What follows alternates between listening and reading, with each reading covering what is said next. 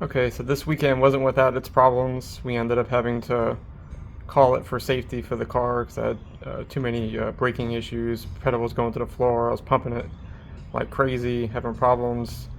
Um, so the thought is it's a brake knockback issue, which is the rear axle moving the rotor and then pushing the pads back, causing me to have to pump it up to do that. So today I'm checking the axle end play on it, and then try some potential solutions to reduce the amount of axle end play there is.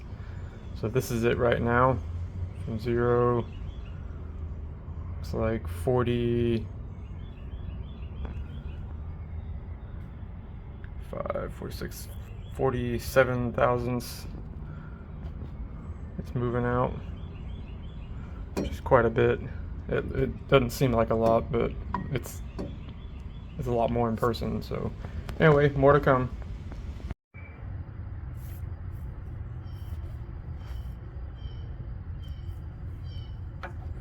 Okay, I don't know if you can see that or not, but that's the plug that goes in the center between the two axles to keep the axles pushed out and keep the C-clips in.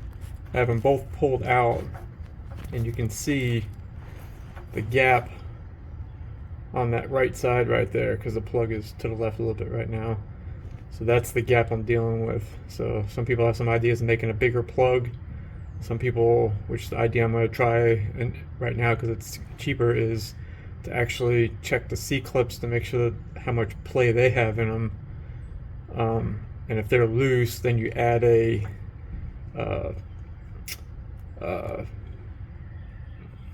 an external snap ring to the around the C, next to the C clip, basically to take up the gap. So we're gonna try that first and see what happens. So we'll try that out, and I'll do another video.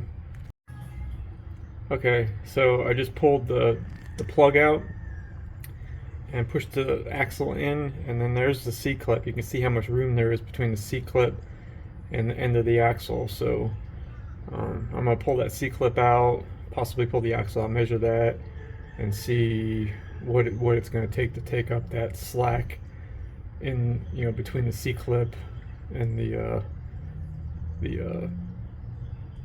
rest of the flat where it sits. So we'll see what happens. We're going to try it out.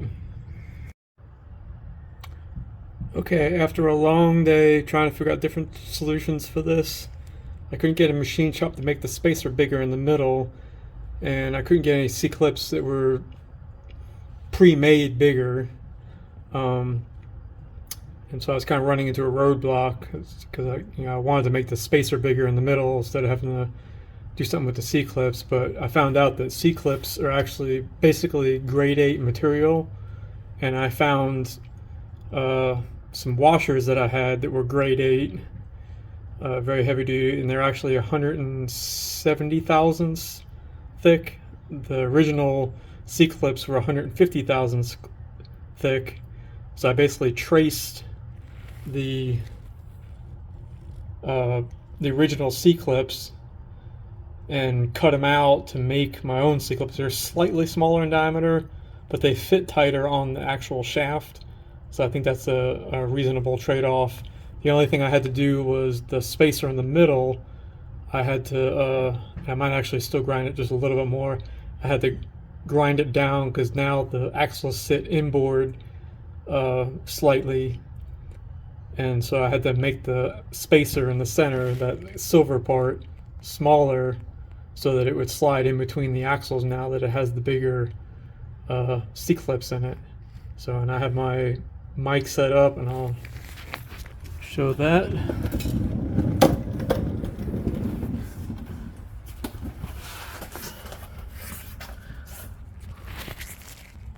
So here is the post new C-clip play.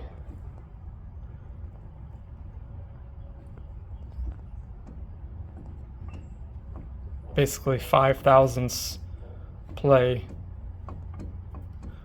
So I believe that should take care of the majority of the the brake pad knockback that I'm experiencing in the car. I'm contemplating whether I want to grind it down just a touch more, because it is only 5 thousandths to make up for any kind of temperature change. But I think that's definitely a good start, so we're heading in the right direction. Thanks for watching. Okay, this is the end of the day. I took a few videos today. I'm gonna try my first time putting them all together into one video. And so it's kind of a recap of the day. I measured the end play of the axles to see how much they were moving, and then went through several iterations of trying to figure out how to get them not to move. Couldn't get parts machined because everyone's busy. I ended up making my own C-clips out of a heavy-duty grade 8, because that's basically what C-clips are, is made out of grade 8 material. These were just a little bit thicker, like 20 thousandths thicker, to take up some of the gap. Then all I had to do was shave down the little plug in the middle of the differential to let it drop in there. And so I shaved it down. I measured at the axle. I have about 5 thousandths now, down from, I think I said earlier it was 47 or 48 thousandths, something like that. It was quite a bit more, and you can notice it. So I put the brakes together to make sure they were going to spin right and everything, and they seem okay. Definitely doesn't, when you move the rotor, you don't feel it moving as much with the brakes on it. Put the gasket on it, let the sealant dry overnight, and then in the morning put grease in it. And I've done no other changes. I haven't bled anything, nothing, because the brakes worked fine the whole way down as long as I was going straight. The only problem I had was in the autocross, going side to side, I never could recover the pedal fast enough, and I'm hoping that's because of the brake pad knockback. So basically the axles move, and they move the rotor independently of the brake pads when you're not on it, and then when you go to push the brake pad, you got to make up that distance. And so I'm assuming that's what I was getting on Saturday. And yeah, it didn't matter how much I pumped. I mean, I could get it to stop, obviously, but I couldn't recover because you're always turning. In autocross, you're never really just going straight. You're always turning in some way. So it's just hard to recover that. So hopefully this is going to at least minimize it to a degree. So that's why I didn't make any other changes. I'm going to go drive it tomorrow with just this one change and see if it makes any difference at all. Because I was able to duplicate it at home before I went to the event, but I just didn't realize it was going to be as bad as it was. I thought it would recover faster between turns and everything. So I can go on my side road, do a few slalom runs side to side, and then hit the brake, and I should know right away whether or not this has helped or not.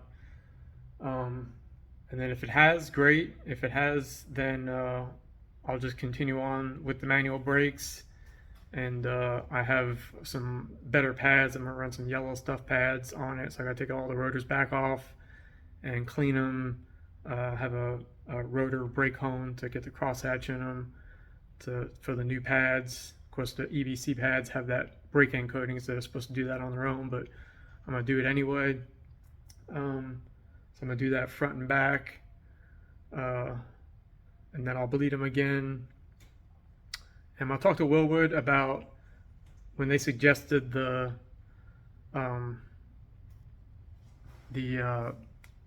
master cylinders from my manual brake setup. They said I might have to swap them front to back. So right now I have a 7/8 in the rear and a 3/4 in the front.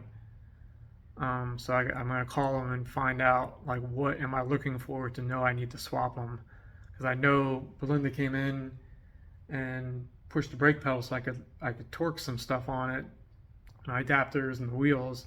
She pushed the rear and I torqued it immediately, and then when I came to the front, she had to push it a little bit harder to get the front to go. So I don't know if that's an indication that I need to swap them or what, because right now I'm not locking up the rear. I was able to adjust enough of that out of it, but it still just doesn't seem like the front is doing enough, because I can't lock up the front at all. Even like straight line driving, pushing as hard as I can, it will not lock up the front at all. I'm not sure if that's something with the pads or what. That's kind of why I got the better pads, more grippy pads.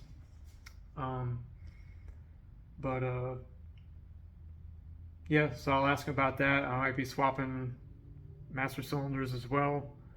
I mean, right now I have the front master cylinder extended about a 1/4 inch longer than the rear. That makes the front supposed to activate before the rear, which doesn't seem like it's doing enough. So maybe that's what they want, what they're saying when, I might have to swap them. So anyway, hopefully tomorrow the knockback problem will diminish to a degree and not be quite as terrible as it was the other day.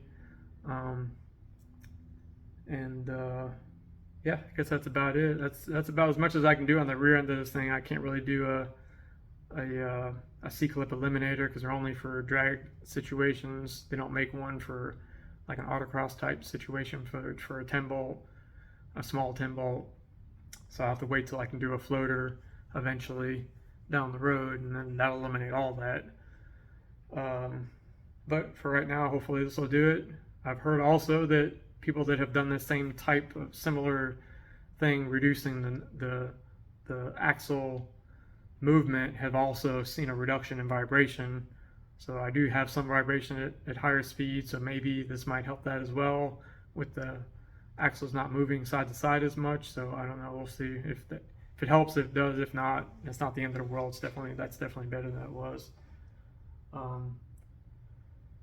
So yeah, anyway, I do have a stainless steel bot chassis to rear end line. That's the only line I haven't changed to stainless steel braided yet, so that's coming tomorrow. So then after that point, every line on the car will be braided stainless, all the flex lines. So I'll change that tomorrow after I check the what I just did. And yeah, so hopefully it goes good. So anyway, I'll have another update tomorrow. Thanks for watching. Bye.